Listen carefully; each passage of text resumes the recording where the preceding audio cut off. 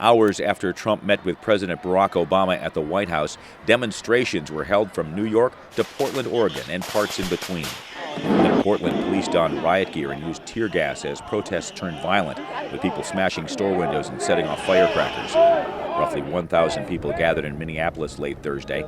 A woman protesting near the University of Minnesota explained her presence. Because I work for the public schools and I work with children of color. I have a child of color who is an immigrant here brought by adoption. I am a woman. I have daughters. I care about the world. I care about the environment. I love my fellow human beings and I want a better world. I never thought this would happen at my age. One political analyst, Andra Gillespie of Emory University, tells VOA via Skype the protests stem from the way Trump ran his campaign. One of the responsibilities of leaders is to help set a good tone. President-elect Trump tried to do that in his acceptance speech by setting a conciliatory tone. However, the challenge that he has is that that was preceded by 17 months of a lot of very, very heated and sometimes inflammatory rhetoric.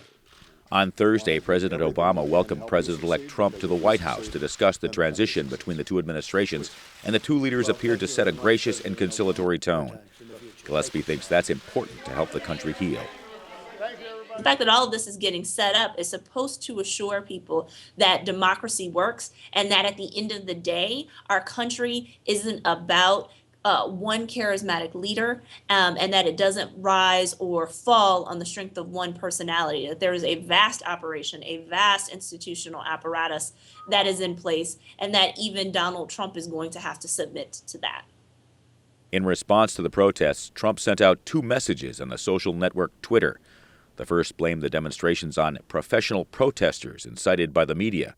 The second, hours later, praised the protesters for their passion for their country. Jeff Custer, VOA News, Washington.